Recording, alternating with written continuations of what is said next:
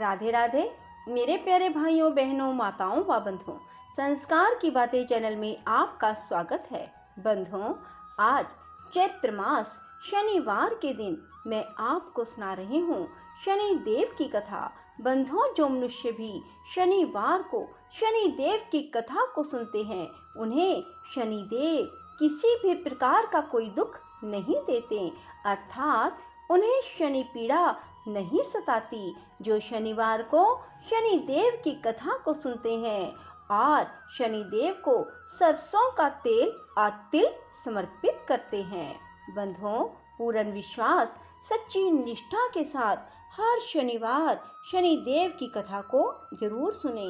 बंधुओं, यदि आपने YouTube चैनल संस्कार की बातें अब तक सब्सक्राइब नहीं किया तो जरूर करें और बेल आइकन दबाना ना भूलें, ताकि आपको हमारी आने वाली सभी वीडियोस की जानकारी सबसे पहले हो सके। बोलो शनि देव महाराज की जय हो।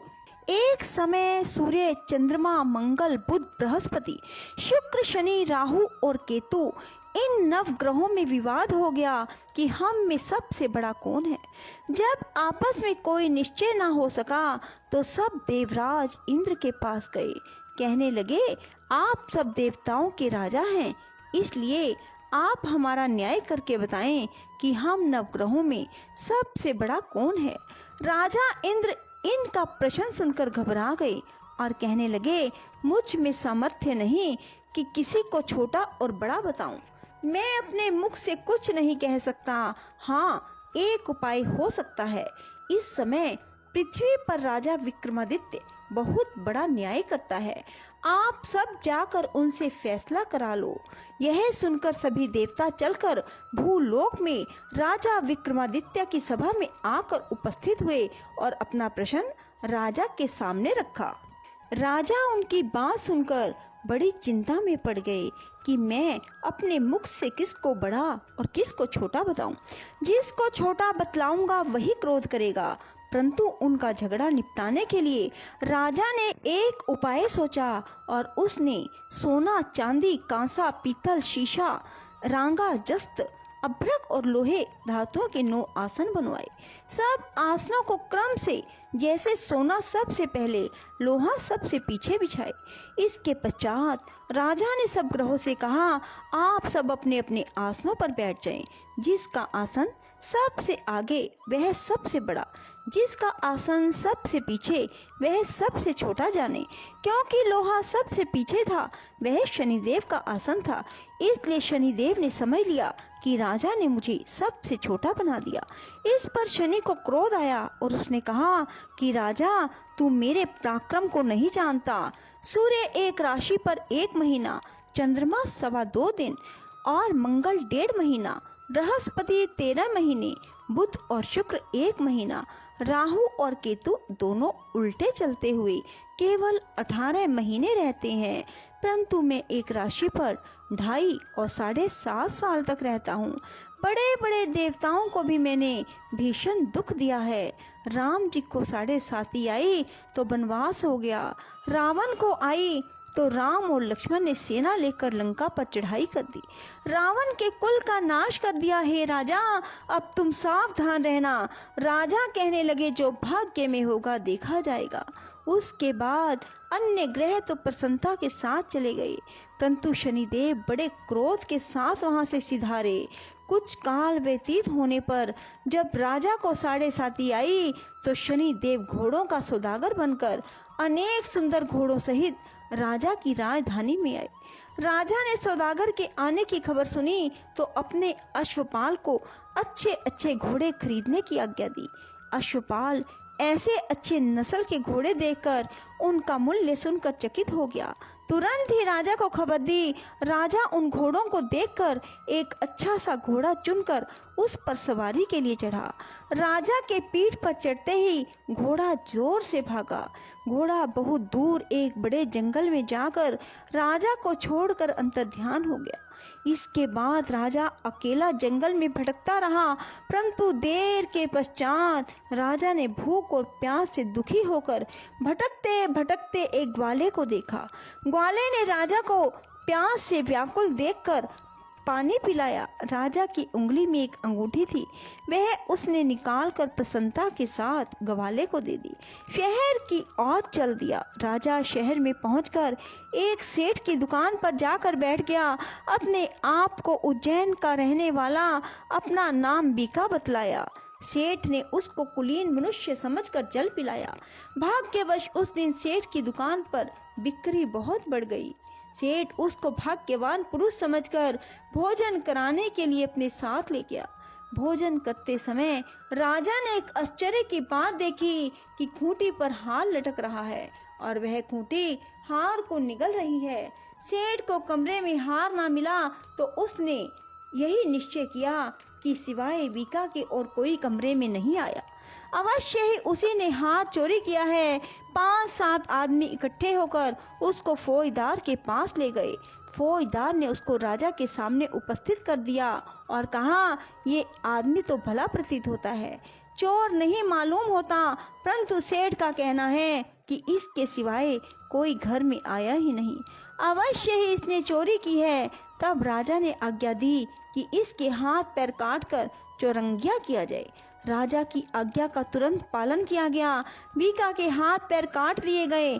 कुछ काल के बाद एक तेली उसको अपने घर ले गया। बीका कोलू पर बैठा हुआ अपनी जुबान से बैल हाँकता रहा। कुछ वर्षों में शनि की दशा समाप्त हो गई। एक रात को वह वर्षा ऋतु के समय मल्हार राग गाने लगा। उसका गाना सुनकर उस शहर के राजा की कन्या उस राग पर मोहित हो गई और दासी को खबर लाने के लिए भेजा कि शहर में कौन गा रहा है। दासी सारे शहर में फिरती फिरती क्या देखती है कि एक तेली के घर में चुरंगिया राग गा रहा है। दासी ने महल में आकर राजकुमारी को सब वृतांत सुना दिया। बस उसी क्षण राजकुमारी ने यह प्रण कर लिया, चाहे कुछ हो, मुझे इस चुरंगिया के साथ विवाह करना है। माता ने कहा, पगली, यह क्या बात कह रही है? तुझको किसी देश के बड़े राजा के साथ परनाया जाएगा। कन्या कहने लगी, माताजी, मैं अपना प्रण कभी नहीं तोड़ूंगी। माता ने चिंतित होकर यह बात राजा को बताई। जब महाराज ने भी आकर समझाया, मैं अभी देश देशांतर में अपने दूत भेजकर सुयोग्य रूपवान बड़े से बड़े गुणी राजकुमार के साथ तुम्हारा विवाह करूंगा। ऐसी बात तुमको कभी नहीं विचारनी चाहिए।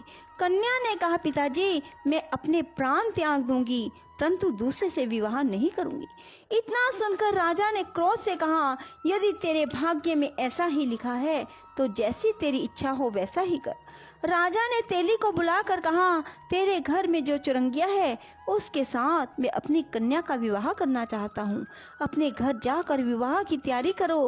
राजा ने उसी समय राजकुमारी का विवाह चुरंगिया विक्रमादित्य के साथ कर दिया। रात्रि को शनिदेव ने विक्रमादित्य को सौंप दिया, राजा देखो, मुझको छोटा बतलाकर तुमने दुख उठाए। राजा ने क्षमा मांगी। शनिदेव ने प्रसन्न होकर विक्रमादित्य को हाथ पैर दिए। तब राजा ने कहा, महाराज, मेरी एक प्रार्थना स्वीकार करें। जैसा दुख आपने मुझे दिया किसी को भी ना देना। शनिदेव ने कहा, तुम्हारी यह प्रार्थना स्वीकार है। जो मनुष्य मेरी कथा सुनेगा या कहेगा उसको मेरी दशा में कभी किसी प्रकार का दुख नहीं होगा। जो नित्य ही मेरा ध्यान करेगा और चींटियों को आटा डालेगा उसके सब मनोरथ पूर्ण होंगे। इतना कहकर शनिदेव अपने धाम को चले गए। राजकुमारी की आंख खुली। उसने पति के हाथ पांव देखे तो बड़ा आश्चर्य हुआ। राजा ने अपना समस्त हाल कहा कि मैं उज्जैन का राजा विक्रमादित्य हूँ। यह बात सुनकर राजकुमारी अत्यंत प्रसन्न हुई। प्रातः काल राजकुमारी से उसकी सखियों ने पूछा तो उसने अपने पति का समस्त वृतांत कह सुनाया। सब ने प्रसन्नता प्रकट की और कहा कि ईश्वर ने आपकी मनोकामना पूर्ण कर दी। जब उस सेठ ने यह सुनी तो सेठ विक्रमादित्य के पास आया और उसके पैरों में गिरकर क्षमा मांगने लगा। आप पर मैं चोरी का दोष लगाया, आप मुझको जो चाहे दंड दें। राजा ने कहा, मुझ पर शनिदेव का कोप था, इसी कारण यह सब दुख मुझको प्राप्त हुआ। इसमें तुम्हारा कोई दोष नहीं। तुम अपने घर जाकर अपना कार्य करो। सेठ बोला, मुझे तभी शांति होगी जब आप मेरे घर चलकर प्रीति पूर्वक भोजन करेंगे। राजा ने कहा, जैसी आपकी मर्जी वैसा ही करें। सेठ ने अपने घर जाकर अनेक प्रकार के भोजन बनवाए और राजा विक्रमादित्य को प्रीति भोज दिया। जिस समय वे भोजन कर रहे थे, एक अत्यंत आश्चर्य की बात सबको दिखाई दी। जो खूंटी पहले हार निकल गई थी, वह अब उगल रही थी। जब भोजन समाप्त हो गया तो सेठ ने हाथ जोड़कर बहुत सी मोहरें राजा को भेंट की। कहा कि मेरे श्री कंवरी नामक एक कन्या है, उसका पाणिग्रहण आप करें।